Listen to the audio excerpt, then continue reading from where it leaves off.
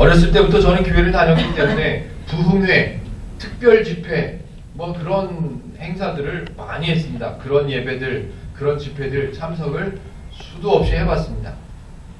그때마다 제 기억에 남는 특별한 순서는 이런 거죠. 마지막 때쯤 되면 부르짖어 기도하는, 목 놓아 기도하는, 그리고 회개를 권면하고 눈물을 떨구면서 자복하고 그런 시간들을 늘 가져왔었습니다. 거기에 때로 특별한 시간을 갖는 날도 있었습니다. 어떤 거냐면 구원의 확신이 없는 사람은 그 시간에 손을 들고 앞에 나와서 또는 그 자리에 일어서서 고백하는, 믿음을 확신하는, 아니면 예수님을 모셔드린다는 그런 식의 기도를 유도해내는 그런 시간들도 기억이 납니다. 뭐 한두 번이 아니었죠. 저는 모태신앙으로 지내오면서 수도 없이 그런 프로그램들을 경험해 왔었습니다. 근데 또 재밌게도 그런 시간들마다 늘 손들고 앞으로 나와서 또 눈물을 흘리면서 고백하는 기도를 하는 사람들이 늘 있었습니다. 그런데 저도 이제 로마서를 여러분들하고 함께 공부해 오면서 돌이켜서 그 시간들을 생각해 보면 그때는 성경을 아주 잘 배우지 못했었던 사람들이 많았던 것 같습니다. 그래서 구원이 무엇인가, 믿음이 무엇인가, 회개가 무엇인가를 잘 이해하지 못한 채 그걸 얻어내기 위해서, 그걸 이루어내기 위해서 많이 공을 들이고 수고했던 그런 시간들이 아니었나 생각됩니다. 물론 한국 기독교가 100년이 지난 지금 돌아보면 그런 프로그램들이, 그런 행사들이 어마어마하게 긍정적인 영향을 끼친 것이 사실입니다. 한국 교회가 성장하는 데 큰 기여를 했습니다. 인정합니다. 그러나 이제 한국 교회가, 기독교가 100년이 넘었습니다. 그리고 이제는 성경을 좀 바르게 알아야 되지 않겠나 하는 성도분들이 많아지고 있습니다. 더 다행스러운 것은 성경을 오해하지 않고 바르게 전해야 한다는 목회자들도 많아지고 있습니다. 참 다행스럽고 참 감사한 일이 아닐 수가 없습니다. 교회가 어떤 일을 해야 하는가? 교회는 무엇을 가르쳐야 하는가? 교회는 구원에 대한 확신을 만들어내는 공장이 아닙니다. 구원에 대한 확신이 없는 사람들을 모아다 놓고 부르짖게 하고 눈물을 흘리게 하고 고백하게 만들어내서 구원의 확신을 만들어내는, 찍어내는 그런 공장의 역할을 하는 것이 아닙니다. 하나님께서 은혜의 원리로 조건 없이, 대가 없이, 이유 없이, 묻지도 않고 따지지도 않고 그저 하나님의 주권으로, 하나님의 판단으로 저와 여러분에게 주신 것이, 선물로 주신 것이 구원이다, 믿음이다 라는 것을 배워서 알게 하는 것이 교회입니다. 초청장을 보내보신 적이 있으시죠? 결혼을 하신 분들은 그 청첩장을 보내기도 하고, 초청장이라는 개념과 안내서라는 개념을 한번 설명해 보고 싶습니다. 하나님과 상관없는 삶을 사는 사람들을 성경에서는 죄인의 삶을 살고 있는 사람이라고 합니다. 그 사람들에게 하나님이 어떤 분이신가, 복음이 무엇인가, 그 사람들에게는 안내장이 아니라 초청장을 보내야 합니다. 하나님과 관계가 없이 사는 사람들에게는 하나님에게로 오라는, 교회로 오라는 초청장을 보내야 합니다. 반대로 하나님과의 관계가 회복되어 있는 성도인 것을 아는 사람에게는 초청장이 필요한 것이 아니라 안내서가 필요한 겁니다. 성도는 이렇게 살아야 합니다. 성도는 이런 사람입니다 라고 안내해줘야 하는 서류가 필요한 거죠. 구약성경에서는 이스라엘 백성과 하나님과의 관계를 여러 번 반복해서 설명하면서 하나님은 어떤 분이신가를 설명했습니다. 신약성경은 인류를 향한 하나님의 사랑, 그 사랑이 완성되었다는 설명이 기록되어 있습니다. 신약성경을 한번 이야기해보죠. 여러분들이 잘 아시는 바대로 신약성경의 출발은 복음서로 시작합니다. 마태복음, 마가복음, 누가복음, 요한복음. 복음서는 초청장이라고 할 수 있습니다.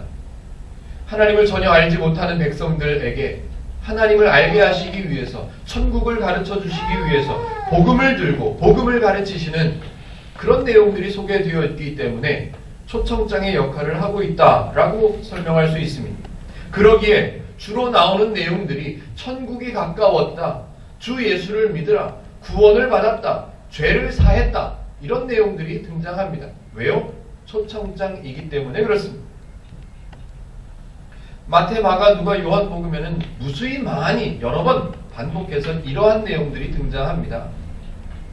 하나님의 희생으로 완성된 성도의 삶으로 초대하는 내용들이지요. 그런데 복음서가 끝나고 그 뒤에 이어지는 모든 성경들은 초대장의 역할을 하는 내용이 등장하지 않습니다. 지금 저와 여러분들이 살펴보고 있는 로마서에만 해도 구원을 받으라 이런 내용 없습니다. 주 예수를 믿으라 이런 얘기가 나오지 않습니다. 천국이 가까웠다 이런 말이 필요가 없습니다. 저와 여러분들이 고린도전서와 고린도후서도 살펴봤죠. 그 내용들에도, 그 성경들에도 이런 내용은 등장하지 않습니다. 왜냐하면 이미 성도인 사람들에게 쓴 편지이기 때문에 초청장의 내용은 필요가 없기 때문에 그렇습니다. 천국이 가까웠다, 주 예수를 믿으라, 구원을 받았다, 죄를 사했다 등의 내용은 고린도전서, 고린도후서, 로마서 어디를 찾아봐도 그런 내용은 등장하지 않습니다. 왜? 필요하지가 않기 때문에 그렇습니다. 행복누림교회에서는 초청장을 먼저 공부하지는 않았습니다. 왜요? 성도분들이 모여서 교회를 시작하자고 했고 그 성도분들이 교회를 어떻게 꾸려나갈 것인가, 어떤 방향으로 갈 것인가에 대한 안내가 필요했기 때문에 고린도 전서를 먼저 살펴봤었죠. 2012년 9월 첫째 주였습니다. 그리고 계속해서 지금까지 고린도전서, 고린도후서, 로마서를 살펴보고 있었습니다. 예, 행복누림교회의 방향을 저와 여러분들이 함께 한 방향으로 맞춰 나가기 위해서 꼭 필요했기 때문에 고린도전서, 고린도후서, 로마서를 살펴보았습니다. 그리고 언젠가 제가 여러분들에게 여쭤봤었습니다. 로마서를 끝내고 나면 어느 성경을 하면 좋겠습니까? 라고 여쭤봤었죠. 그래서 제가 몇 가지 가이드를 해드려서 초청장의 역할을 하고 있는 마태복음을 살펴보기로 결정을 했었습니다. 의견을 모았었죠. 마태복음 초청장의 내용입니다. 마태복음을 왜 골랐죠? 몇몇 분이 말씀해 주셨습니다. 새로운 가족들을 초청하기 위해서는 부담스럽지 않고 초청의 내용이 있었으면 좋겠다 하는 마음으로 마태복음을 골랐습니다. 예, 잘한 겁니다. 저와 여러분들은 이미 안내서를 마음에 담고 있고 어느 방향으로, 어떤 방향으로 가야 할지를 갖고 있는 성도들입니다. 그러나 초청장의 내용도 다시 한번 복습할 필요가 있다고 생각합니다. 그리고 저와 여러분들은 그 초청장으로 하나님을 알지 못하는 사람들을 초대할 수가 있게 되겠지요.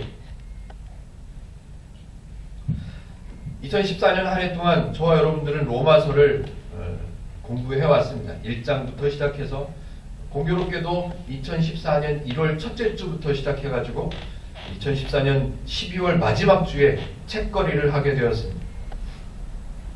안내서에 나오는 내용들을 얼마나 기억하고 계신지는 모르겠지만 교회가 어떤 일을 해야 하는가, 성도는 어떤 사람인가, 하나님과 성도와의 관계는 어떤 관계인가를 안내서를 통해서 배워왔습니다.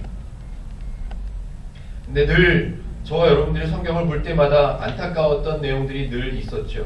제일 안타까운 것은 성경을 오해하고 있었다라는 사실입니다.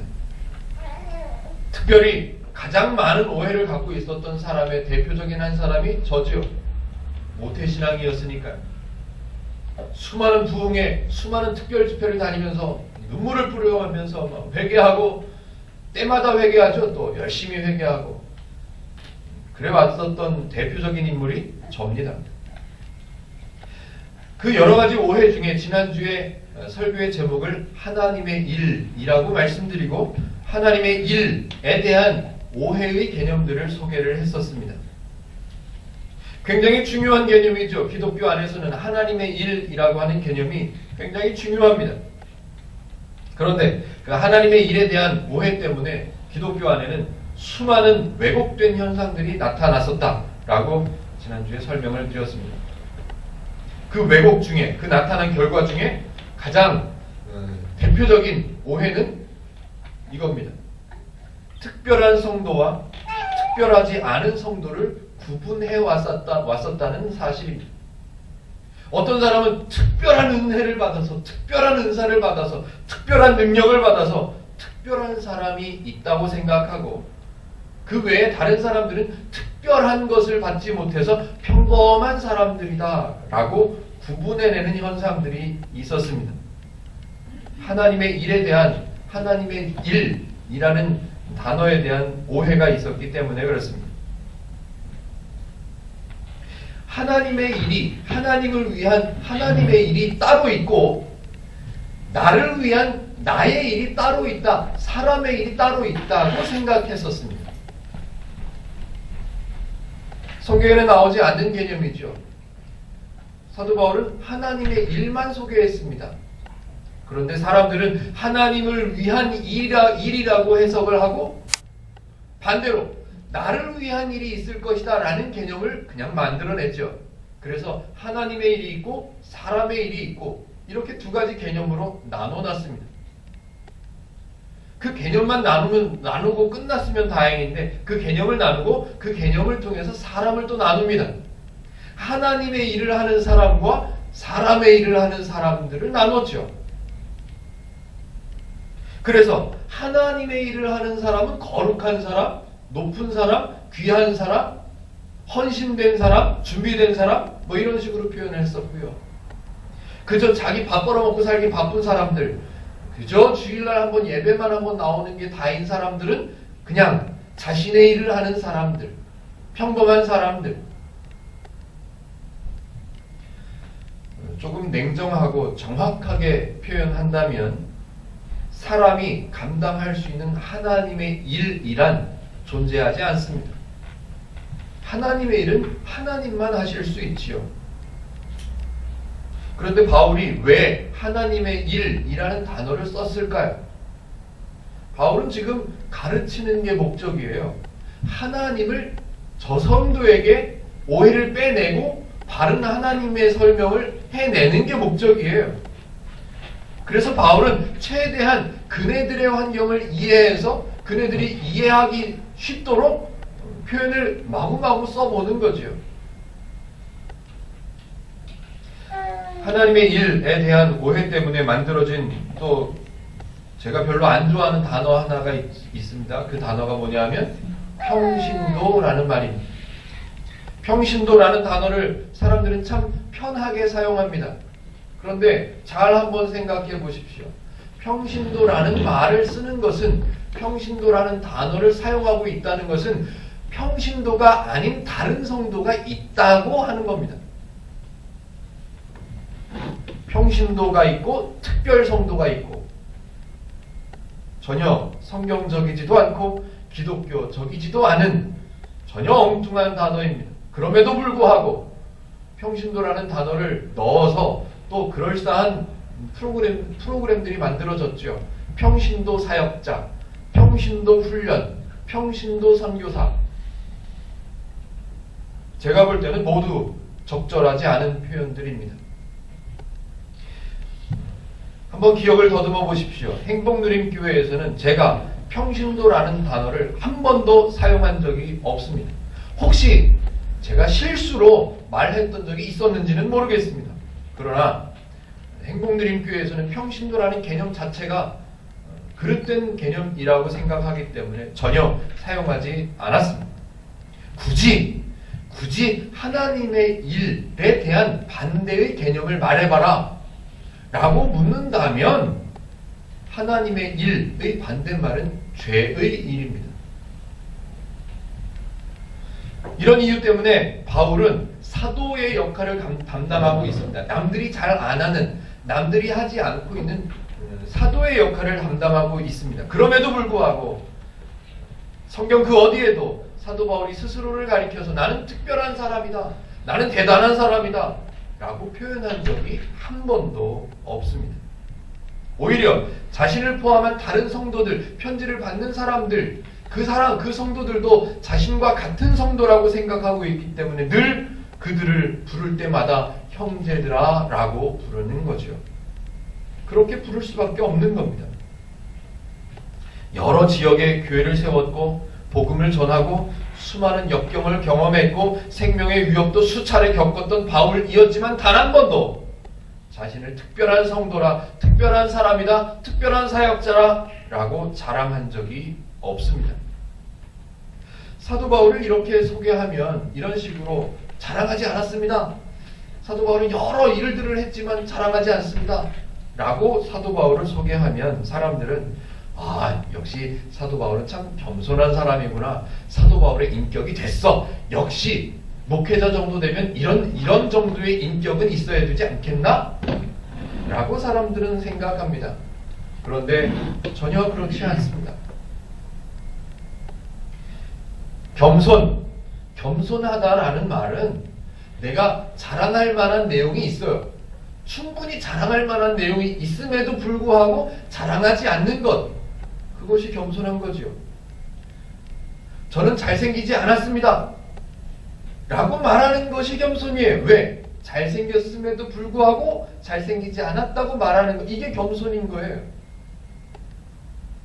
그런데 사도 바울은 구구절절 구석구석 부분마다 이야기합니다. 자신이 이런 일도 했고 저런 일도 했고 수많은 역경들도 경험했어요. 그리고 여기까지 왔어요 라고 말하면서 그 모든 일들은 내 능력, 내 힘, 내 지식, 내 힘으로 만들어낸 것이 아니라 누가? 하나님께서 하셨다라고 말하고 있습니다. 사도 바울은 분명하게 말하는 거예요. 우리가 생각할 때 우리가 오해를 잘 하지요. 사도 바울이 얼마나 겸손하면 자기가 해놓고도 하나님이 하셨다고 말할까? 아니요. 겸손이 아니라니까요. 사도 바울은 그 누구보다도 자기 자신을 잘 압니다. 사도 바울이 자기 자신을 생각할 때 그런 일들을 할 만한 사람도 아니고 할 수 있는 사람도 아니라는 것을 잘 알아요. 그리고 나서 뒤돌아보니까 그 일들이 다 이루어졌더라는 거죠. 아무리 생각해봐도 그 일들은 내가 한 것이 아니라 하나님께서 하게 하셨다라고요. 그래서 지난주에 한 구절을 소개해드렸었죠. 사도 바울이 나 된 것은 오직 하나님의 은혜로라. 우리가 생각하는 오해를 접어놓고 읽어야 합니다. 사도 바울은 겸손한 사람, 이게 아니라 사도 바울은 솔직한 사람, 그러니까 사도 바울이 행한 모든 일들은 누가 하신 것? 하나님이 하신 거구나 라고 알아야 합니다. 그런데 우리는 모든 일은 그 사람이 했다고 생각하는 이 생각을 떨쳐버릴 수 없기 때문에 하나님이 했다는 거 봐, 너무너무 겸손하잖아 라고 생각하는 거예요. 바울은 절대로, 정말로, 진짜로 자신이 했다고 생각하지 않기 때문에 말하는 거예요. 하나님이 하셨다라고요. 때문에 자기가 하지 않고 자기가 할 수 없었던 그 일들이 이루어진 것을 보고 하나님께서 하셨다라고 말하는 것은 절대로 겸손이 아닙니다. 겸손이 아니라 표현한다면 솔직한 거죠. 제 얘기를 해보죠. 저는 행복누림교회에서 성도 설교하는 일을 감당하고 있는 사람입니다. 선배 목사님들 지방에나 이렇게 학교에 가서 선배 목사님들을 만나서 홈페이지를 보시고 저희 교회를 아시는 분들은 저에게 격려하는 차원에서 말씀하십니다. 야, 참 잘하고 있다. 요즘 시대에 개척해서 교회 문 닫는 교회들이 얼마나 많은데 2년 넘게 잘 견디고 오는 거 보면 잘하고 있는 것 같다. 성도가 4명으로 시작해가지고 지금 10명 넘게 모여졌으면 대단한 거다. 성공한 거다. 잘한 거다. 라고 저에게 칭찬을 하십니다. 여러분들이 들으시고 믿어주실지는 모르겠지만 그렇게 칭찬하시는 분들에게 제가 감사합니다 라고 대답한 적이 없습니다. 제가 한 게 아무것도 없다고 말하고 성도분들이 하셨다고 말하고 사람이 혼자서 교회를 세울 수 있는 것이 아니라고 대답합니다. 이렇게 말하면, 그렇게 대답하면 아유, 겸손하기도 참 겸손한 게 아니라니까요. 그냥 솔직한 거예요. 있는 그대로를 말하는 거죠. 절대로 제가 겸손하기 때문에 그렇게 말하는 것이 아닙니다. 그러나 자랑하고 싶은 게 사실은 있습니다. 사도 바울의 마음이 눈꽃만큼 이해가 되는 위치에 서 보니까 자랑하고 싶은 게 한 가지 정도는 있더라고요.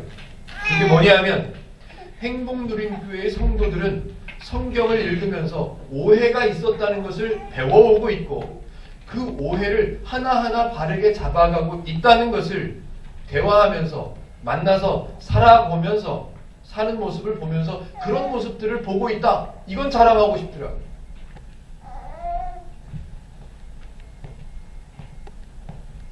목사는 설교하는 역할을 교회 안에서 맡아서 설교하는 사람입니다. 그래서 열심히 준비하죠. 머리도 안 되는데 학교도 다시 입학해가지고 또 공부를 따라가고 있습니다. 젊은 전도사님들 꽁무니를 열심히 쫓아가고 있습니다. 최선을 다해서 설교를 준비하고요. 원고를 열심히 준비합니다. 그러나 제가 이해할 수 없는 게 한 가지 있습니다. 저는 말주변이 부족하고요. 웅변의 기술, 웅변을 배워본 제가 어렸을 때도 제 또래 친구들은 웅변을 배우는 친구들이 많았습니다. 사회생활을 잘하게 하기 위해서는 또 지도자가 되기 위해서는 웅변을 배워야 된다 그래서. 근데 저는 그런 걸 배워본 적도 없습니다. 또 저는 아직 젊습니다. 젊기 때문에 삶의 경험도 그렇게 많지가 않지요. 이런 사람이 40분, 50분 동안 설교를 했을 때, 성경을 설명했을 때 이해할 수 있는 사람이 있을 거라고는 저는 생각 못합니다. 저 같은 사람이 설명하는데 누가 알아듣겠냐? 저는 그런 생각이 늘 있습니다. 그럼에도 불구하고 2년 동안 그저 할 수 있는 만큼 준비해서 설교해보니 성도분들이 어느 정도 이해하시는 모습들을 볼 때 참 신기한 거죠. 그래서 저는 저 스스로는 그렇게 생각하면서 삽니다. 아, 설명은 목사라는 사람이 하고는 있지만 하나님의 사람이기 때문에 이해하게 하는 것은 하나님의 일이구나 라고 생각하고 삽니다. 그렇다면 왜 나 같은 사람을 목사로 설교하는 사람으로 세웠을까? 바울을 생각하면서 그런 생각이 문득 듭니다. 남편으로도 모자라고 아빠로도 모자라고 사회인으로도 부족하고 이런 사람을 왜 설교자로 세우셨을까? 사도 바울하고 저를 비교해봤습니다. 그랬더니 이런 생각이 나더라고요. 사도 바울도 복음을 하나님을 오해하면서 많은 그리스도인들을 많은 기독교인들을 핍박했던 그 시절이 있었던 것처럼 모태신앙으로 살면서 기독교를 오해해서 신앙을 무겁게 어렵게 눈물을 쏟아내게 만들고 그렇게 했던 나였기 때문에 하나님의 말씀을 바르게 이해하는 첫걸음을 떼면서 설교하는 사람으로 세워야 되겠다라고 생각하지 않으셨을까? 그런 생각이 들더라고요. 그러면서 바울의 입장이 눈꽃만큼 이해가 되더라고요. 복음을 복음으로 듣지 못하고 성경을 성경으로 이해하지 못했던 사람들이 있다면 내가 그랬었기 때문에 그들에게 복음을 바르게 전하는 일을 해야 되지 않겠나 이런 생각을 갖게 되었습니다. 20절을 이제 읽어보겠습니다. 15장 20절을 제가 한번 읽어보겠습니다. 또 내가 그리스도의 이름을 부르는 곳에는 복음을 전하지 않기를 힘썼노니 이는 남의 터 위에 건축하지 아니하려 함이라.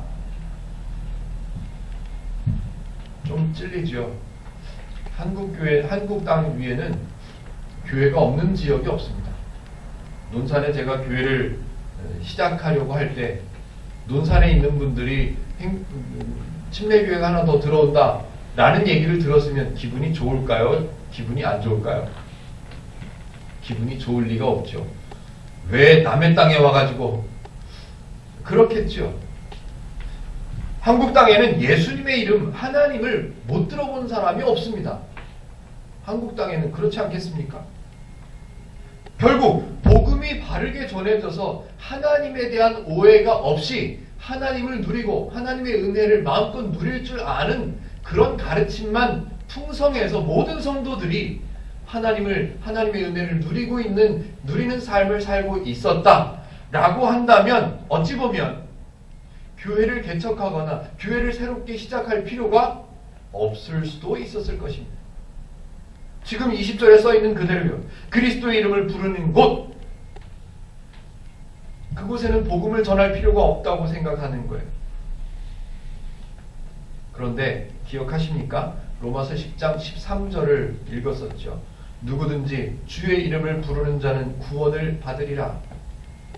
이 말을 오랜 기간 동안 오해를 했었다고 설명을 했었습니다. 주의 이름을 부르는 자는 구원을 받는데, 그러니까 우리는 주의 이름을 열심히 불러야 돼. 왜 그렇게 오해했을까요? 무언가 사람의 수고가 있어야 그 좋은 구원을, 그 귀한 구원을 받을 수 있지 않을까? 세상에는 공짜가 없으니까. 그런데 하나님은 전혀 그런 개념이 없다고 말씀을 드렸죠. 은혜의 개념, 공짜의 개념, 말 그대로 기독교는 공짜의 종교입니다. 구원을 얻기 위해서는 주의 이름을, 예수님의 이름을 불러야만 얻을 수 있다라는 그런 말이 아니라고 했습니다. 사람의 수고가 꼭 있어야만 구원을 얻을 수 있다고 생각하는 그 오해가 너무 뿌리가 깊어서 그네들의 오해를 충분히 이해하고 사도 바울이 설명하는 거죠. 구원은 공짜로 주는 거, 공짜로 받은 건데 너네가 너무 오해가 깊다.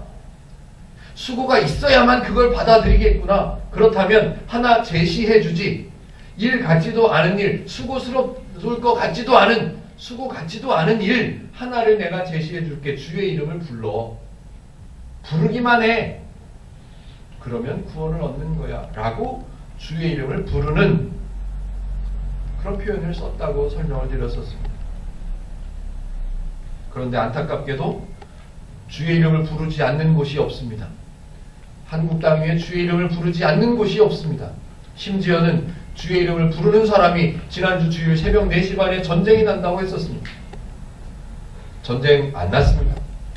그럼에도 불구하고 또 따르는 사람들은 계속해서 추종하고 있다는 소식들이 들려옵니다. 안타깝지요. 어디든지 주의 이름을 부르는 자가 있습니다만 주의 이름을 아는 자가 없습니다. 사실 오늘 본문은요, 오늘 20절부터 33절까지 읽기는 했는데 9절 9절 짚어가면서 다 풀어드릴 만한 내용이 별로 없습니다. 왜냐하면 저와 여러분들은 로마서 1장부터 지금까지의 내용을 다 들어왔기 때문에 10분의 1만큼이라도 조금이라도 이해되고 기억나는 부분이 있으시다면 15장 후반부는 굳이 설명할 필요가 없습니다. 그저 16장의 마지막 인사, 편지의 마지막 인사의 내용 앞에 결론적인 멘트 정도들만 표현되어 있습니다. 사도 바울은 이런 결론을 내리는 거죠. 하나님의 복음, 하나님의 은혜를 설명하고 가르치는 일, 이 일은 내가 아무리 힘들어도, 아무리 어려운 일을 해도 내게는 가볍고 기쁘고 감격스러운 소식, 감격스러운 일, 여러 지역을 다니면서 내가 이런 수고 저런 수고 이런 역경을 경험했지만 그 모든 것이 나에게는 큰 기쁨이, 큰 감격이 아닐 수가 없다라고 설명합니다. 그런 설명을 하고 나서 마지막 부분에 지금 로마서 1장부터 지금까지는 나오지 않았던 새로운 단어가 하나 등장하는데 그 의미만 설명드리고 말씀을 마치려고 합니다. 그 내용은 연보라는 개념입니다. 지금 흔히 현대교회에서는 헌금이라는 말을 사용하지요. 그런데 로마서 15장 뒷부분에는 연보라는 단어를 사용해서 사도 바울이 설명하고 있습니다. 오늘 본문에서 사도 바울은 연보의 개념을 두 가지로 소개하고 있습니다. 그런데 그 두 가지 다 공이 똑같이 들어있는 개념 중에 하나가 기쁨입니다. 제가 다시 한번 말씀드리겠지만 연보의 개념을 두 가지를 두 번 설명하는데 그 두 번 다 그 연보가 중요한 게 아니라 사도 바울은 기쁨을 더 강조하려고 하는 것처럼 저에게는 느껴졌습니다. 첫 번째 연보의 의미는 동력입니다. 동력. 같이 협력하는 거. 그런 개념으로 소개합니다. 23절과 24절입니다. 같이 한번 읽어보실까요? 로마서 15장 23절과 24절 시작.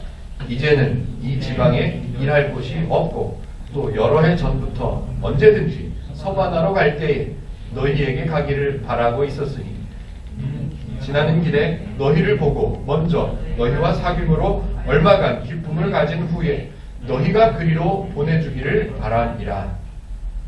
자, 지금 서바나로 가려고 계획을 하고 있습니다. 서바나가 어디죠? 우리 지금으로 말하면 스페인. 저도 어제 지도를 좀 찾아보니까 스페인인데요. 스페인을 요즘에 뭐라고 그런다고 그랬지? 준영아 뭐라고? 에스파냐. 아니. 스페인이라고도 하고 에스파냐라고도 하고, 예, 거기로 가려고 합니다. 지도를 한번 보고 갈까요? 지도를 드렸죠. 제가 손가락으로 짚어드릴 테니까 보세요. 지금 서바나, 성경의 서바나는 어디 있냐면요, 여기 지도에 없습니다. 여기쯤 있습니다. 여기쯤 있어요. 이해를 잘 해보세요. 지금 사도 바울은 어디 있냐면 아마 학자들이 예상하기로 여기쯤 있을 거라고 얘기합니다.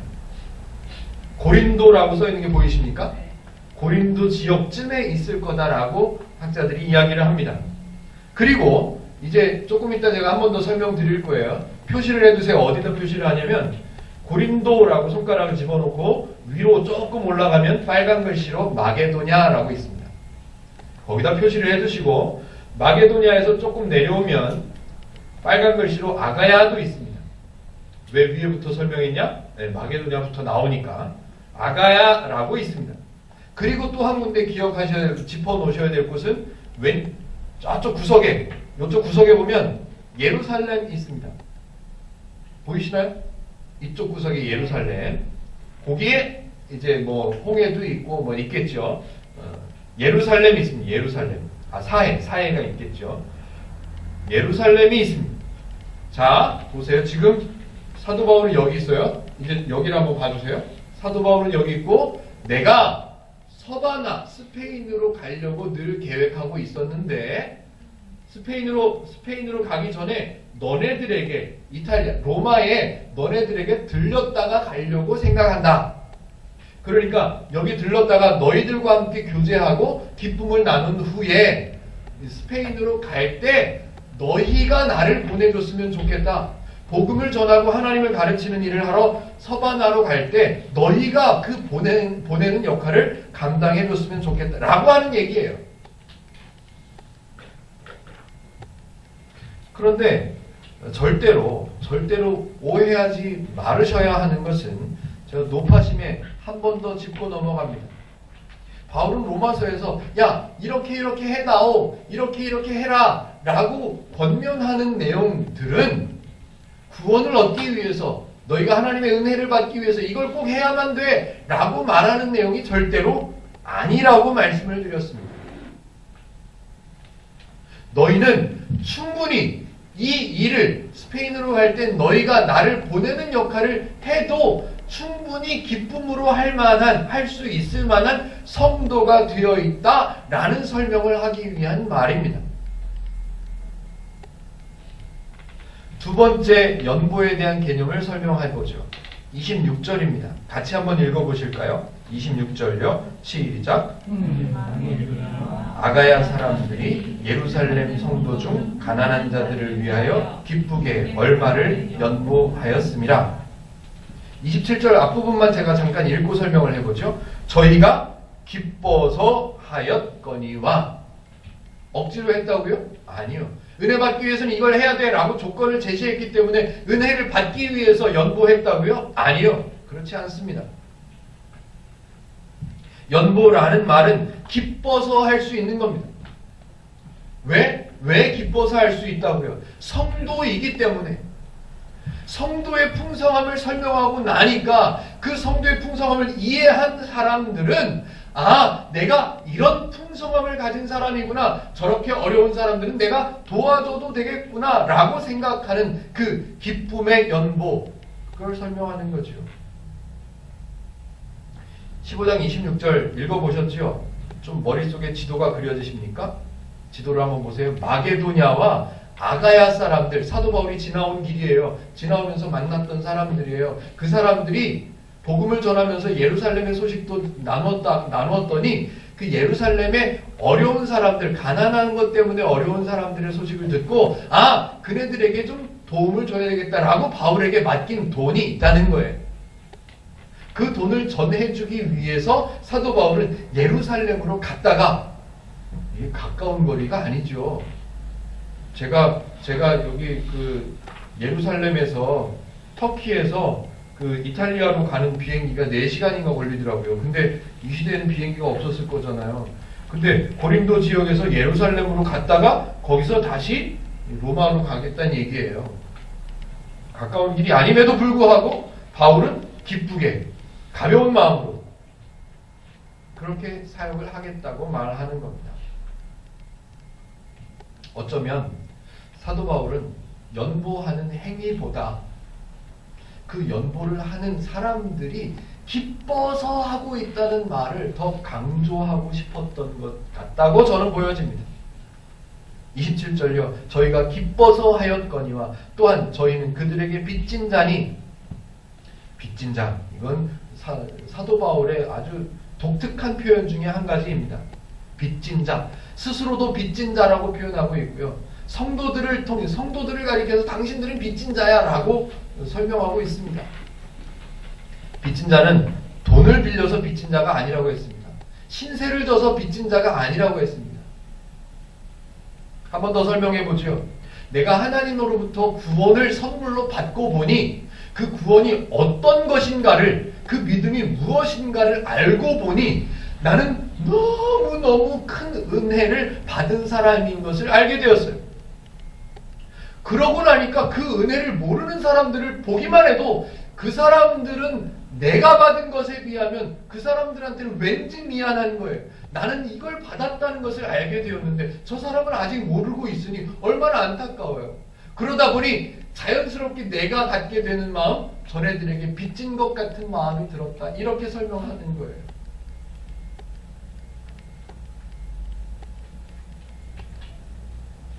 정리해 봅시다. 사도 바울을 한번 이야기해 보지요. 일반적으로 세상의 기준으로 볼 때 정말 많은 일을 했습니다.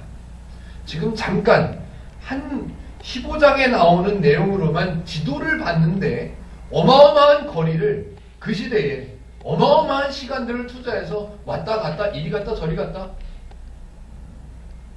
누가 알아줍니까? 누가 시켰습니까? 아니요. 기쁨으로 복음을 자랑할 수밖에 없는 바울,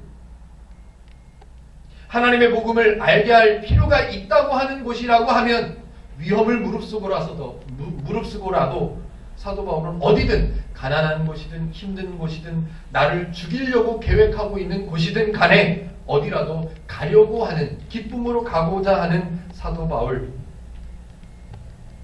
또 로마의 성도들도 자신과 똑같이 풍성함을 소유한 성도라고, 형제들아라고 부르면서 동역하기를, 연보하기를 기쁘게 권면할 수 있는 바울. 복음을 알지 못하는 사람들을 향해 빚진 자의 마음을 갖고, 그리고 그 빚진 자의 마음을 가져도 된다고 설명하고 있는 그 바울. 이 바울은 자신의 그런 삶을 가리켜서 하나님의 뜻을 따라 살고 있다고 설명합니다. 32절입니다. 15장 32절이요. 나로 하나님의 뜻을 따라 기쁨으로 너희에게 나아가 너희와 함께 편히 쉬게 하리라. 자기 자신의 뜻으로 누가 시켜서 이런 게 아니라 하나님의 원리, 하나님의 뜻을 배우고 나니 다른 사람들을 볼 때 나는 빚진 자가 분명하고